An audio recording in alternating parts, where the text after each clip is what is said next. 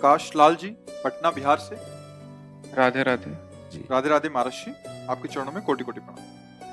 महाराज जी, हमारे धर्म में आश्रम के 4 चरण हैं, ब्रह्मचर्य, गृहस्थ, वानप्रस्थ एवं संन्यास। लेकिन आज के समाज में हम इन्हें बिल्कुल पालन नहीं करते। क्या अभी भी इनका पालन करना सुनिश्चित किया जा सकता है? अगर हाँ तो कैसे? देखो, कोई भी युग हो, जो हमें लक्ष्य प्राप्त करना है तो बताए हुए मार्ग पर ही चला जाएगा। ऐसा नहीं कि युग धर्म के अनुसार मार्ग बदल जाते हैं, ऐसा नहीं होता। किसी को भी भगवत प्राप्ति करनी है तो उसको जितेंद्रिय होना पड़ेगा, उसको मनोनिग्रही होना पड़ेगा, उसको अपने चित्त को भगवदाकार करना पड़ेगा।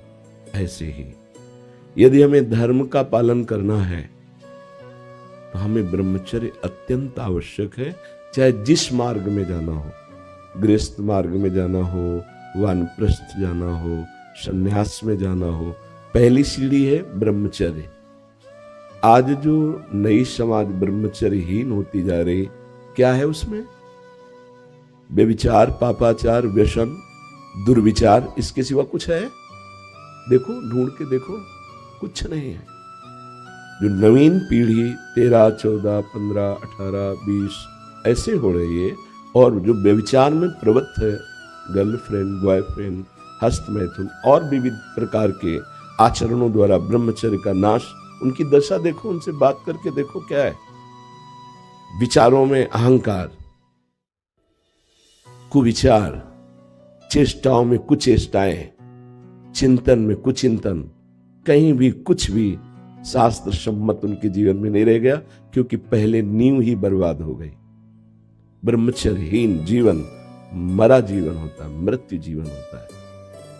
अभी छोटी अवस्था है जो बिजली की तरह स्फूर्ति रहती, नौ किशोर अवस्था में उनका कमर दर्द करता है, उनका माथा दर्द करता है, नेत्रों में दिखाई देना कम हो गया, चक्कर आ रहे हैं, नाना प्रकार की डिप्रेशन की वृत्तियां बढ़ रही। ये क्या है? नौ किशोर अवस्था। और ये नौ किशोर अवस्था में तो सबको ही प्यारा लगता है, कोई भी हो, क्योंकि उसका ब्रह्मचर्य पुष्ट रहता है। तो पहली सीढ़ी बिगड़ गई, ब्रह्मचर्य। अब गृहस्थ। अब गृहस्थ कैसे वो चल पाएगा? जो बहुत बच्चियों से मिल चुका है गंदे आचरण में, या बहुत बच्चों से मिल गया, वो एक पत्नी व्रत एक पतिव्रत निभाएगा? उसकी आदत क्या होगी? उसको तसल्ली मिलेगी? गृहस्थ धर्म स्वीकार करने पर शांति मिलेगी? वो वैसे स्वभाव से, बचपन से जैसा स्वभाव बनाया जाता है वही यौवन अवस्था में प्रकाशित होता है। जो यौवन अवस्था में रहता है वैसा ही बुढ़ापा रंग लाता है। अब देखो, गृहस्थी में वो संतान उत्पन्न करने की क्रिया से भी कमजोर हो रहे हैं। उनमें गृहस्थ का भार रखने की क्षमता नहीं रह गई है। जो नवीन बच्चे हैं, बोले हमारा लव मैरिज हुआ है, 1 साल में तलाक हो गया, ये लव मैरिज है? ये तुम्हारा प्यार है? बोले लव मैरिज हुआ, काट के फेंक दिया। लव मैरिज हुआ, पति को जहर दे दिया, ऐसा कर दिया। ये लव मैरिज है? दुष्टता, बुद्धि की दुष्टता को तो देखो। क्यों? क्योंकि पहली सीढ़ी ठीक नहीं हुई ना, तो दूसरी गृहस्थ आश्रम की आप देखो ना क्या दुर्दशा है। दोनों नौजवान बधू और बेटे बूढ़ी मां को एक निकाल देते हैं पीट कर। क्या है ये? गृहस्थ धर्म है? अतिथि सत्कार की जगह अपने पूज्य भगवान की तरह माता पिता का अपमान कर, ये बुद्धि ठीक है? अच्छा ठीक है, आगे बढ़े। जब ब्रह्मचर्य ठीक नहीं, गृहस्थ ठीक नहीं, तो वानप्रस्थ कौन सा वानप्रस्थ धारण करेगा? है ही नहीं कुछ, तो धारण क्या करेगा? हाँ, अगर आगे निकला और जो संन्यास वैराग्य जिसे कहते हैं, तो केवल नाटक रह जाएगा, संन्यास तो रहेगा नहीं, क्योंकि पीछे की है ही नहीं। जब ब्रह्मचर्य नहीं है, जब गृहस्थ धर्म नहीं है, वानप्रस्थ नहीं है, तो संन्यास क्या कर लेगा? या ब्रह्मचर्य से नैष्ठिक ब्रह्मचर्य संन्यास, या ब्रह्मचर्य से गृहस्थ वानप्रस्थ संन्यास। तो जब नीचे की ही डिग्री नहीं है तो ऊपर की डिग्री कहां से आ जाएगी? तो सब बिगड़ जाएगा। प्रत्येक युग में धर्म की प्राप्ति के लिए धर्माचरण करना ही पड़ेगा। हाँ, कुछ छूटे हो जाते हैं, जैसे कलयुग है। अब आप यज्ञ के द्वारा भगवान की प्राप्ति नहीं कर सकते, क्योंकि सामग्री नहीं। आप ध्यान के द्वारा भगवान की प्राप्ति नहीं कर सकते, क्योंकि सामग्री नहीं आपके अंदर कि आप 8 घंटे पद्मासन सिद्धासन में बैठकर शांत भाव, 5 मिनट तो शांत भाव से बैठ नहीं सकते, 8 घंटे ध्यान की तो बात जानेंगे। अब पूजा पद्धति सामग्री नहीं है, एक बात है केवल राधा राधा राधा।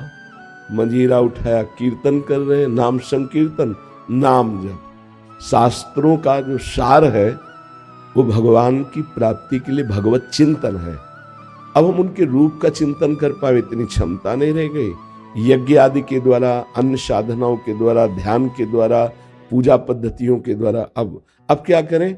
बोले उठते बैठते चलते फिरते राम कृष्ण हरि जो नाम प्रिय हो वो जपो, और जब आपका मन बहुत खिन्न हो तो मंजीरा उठाओ और कीर्तन शुरू कर दो।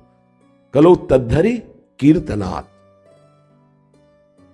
कृतयुगे ध्यायते विष्णु त्रेतायाम यजते मकई द्वापरे परिचर्यायाम कलो तद्धरि कीर्तनात्।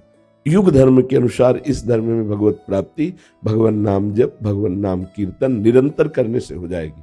पर होगा कब? अगर ब्रह्मचर्य नहीं है, आहार विहार ठीक नहीं है, संयम से नहीं चलते तो पापवंत कर सहज स्वभाव भजन मोर ते भाव न खाओ। पापी पुरुष नाम कीर्तन करेगा, नाम जप करेगा, भगवान की शरण में आएगा नहीं। हाँ, पाप हुआ है, संत समागम से पश्चाताप हुआ, अब उसके लिए रास्ता बन सकता है। तो धर्म का त्याग करने वाला तो किसी भी युग में भगवान की प्राप्ति नहीं कर सकता। त्याग हुआ लेकिन संभल गया, फिर भगवान की तरफ चल पड़ा तो कृपा हो जाएगी, संभाल लेंगे। लेकिन भूला हुआ प्राणी कैसे चल सकता है? अब मान लो आप हमारे पास आए हो, आप मनमानी खान पान करें, अंडा खा रहे हैं, मांस खा रहे हैं, दुनिया का मदिरा पी रहे हैं, बेविचार कर रहे हैं, गंदे आचरण कर रहे हैं, आप 1000 बार आओ, क्या होने वाला है? कुछ नहीं होने वाला। आप सुनोगे, सुना दोगे, आपका परिवर्तन नहीं होगा। आपका परिवर्तन तो तब होगा जब आप हमारी बात मानेंगे कि अब तक मैं भूल से करता रहा, अब नहीं करूंगा, तो सुधार शुरू हो जाएगा। आना पड़ेगा ना धर्म में, आना पड़ेगा ना अच्छा आहार विहार संयम, उसमें आना पड़ेगा। ऐसा नहीं कि आप कोई बहुत बड़े हो, ऐसा ढोल के भीतर पोल। अधर्माचरण करोगे, पापाचरण करोगे, पुण्य बल से यहाँ तुम्हारा नाम हो गया, मरने के बाद नरक मिलेगा। क्योंकि यहाँ आए हो, मानव देह प्राप्त हुई है, भजन करके अच्छे कार्य करना चाहिए, दूसरों को सुख देने वाले कार्य करना चाहिए। उबाल उबाल के जीवों को खा रहे हो, तुम्हारा अच्छा करना। मदिरा पी रहे हो, बड़े बुजुर्गों का अपमान कर रहे हो, धन को व्यर्थ नष्ट कर रहे हो, व्यभिचार कर रहे हो, मनुष्य जीवन का कर्तव्य भोगना पड़ेगा। तो अगर ये कहा जाए कि आज कलयुग है तो भगवत प्राप्ति के लिए धर्म की आवश्यकता नहीं, तो ऐसा नहीं। हाँ, चाहे जिस युग में हो, जब फौज में जाना है तो तुमको दौड़, ऊंचाई, कूद, वो सब देना पड़ेगा ना। उसमें थोड़ी कि कलयुग है आओ ऐसे भर्ती हो जाओ, ऐसे नहीं है। ऐसे ही भगवत पार्षद पद है।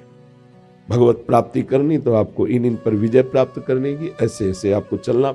हाँ, थोड़ा सुधार, जो कठिन तपस्या है, जैसे अब शत्रुक्तेता में दाहिने पैर के अंगूठे केवल खड़े होकर दोनों हाथ ऊपर करके 10,000 वर्ष तक मंत्र जपे, तब उनको वो वस्तु प्राप्त हुई। यहाँ तो 100 वर्ष की आयु ही है, यहाँ तो अंगूठे के बल क्या, दोनों पैर के बल कहो कि इतनी देर खड़े रहो, तो खड़े होना मुश्किल हो जाएगा। तो युग धर्म के अनुसार उसको सुविधा दी गई साधना की, पर व्यभिचार की तो नहीं दी गई, पापाचरण की तो नहीं दी गई। इसलिए धर्म से ही चलना पड़ेगा। अब जो धर्म से चलते हैं वस्तु को प्राप्त करते हैं। मतलब ब्रह्मचर्य रहे, फिर गृहस्थी में गए, फिर वानप्रस्थ और संन्यास, तो भगवान को प्राप्त हो जाते हैं। जो धर्म विहीन है उसका जीवन बेकार, कुछ नहीं। आप देख लो ना, बात करके देख लो, कुछ नहीं, खोखापन मिलेगा। भगवत प्राप्ति करनी है या धर्म से चलना है तो जो शास्त्र मर्यादा है उसके अनुसार चलना ही पड़ेगा। अगर नहीं चलोगे तो फिर आपके आचरण गंदे होंगे, आपका विचार गंदा होगा, तो आपकी गति भी तो गंदी ही होगी ना। अच्छा, कलयुग है, आप यहाँ गंदे काम में पकड़े जाओगे तो जेल नहीं जाओगे क्या? जेल तो कलयुग में भी है ना। तो क्या अन्य युगों में नहीं थी? क्या दंड विधान नहीं था क्या राजाओं के यहाँ? था। तो आज भी तो है ना दंड विधान। आप कानून के विपरीत चलोगे तो फांसी हो जाएगी, कानून के विपरीत चलोगे आजीवन सजा हो जाएगी, कानून के विपरीत चेष्टा करोगे मार डंडे, तुम्हारे शरीर को पीड़ा पहुंचाई जाएगी। तो है तो ऐसा ही। अगर आप धर्म के अनुकूल चलोगे तो आपकी जय होगी, विजय होगी। समझ रहे हैं आप? कोई संशय इसमें? रवि कुमार जी, मध्य प्रदेश से। राधा वल्लभ श्रीवंश। जी।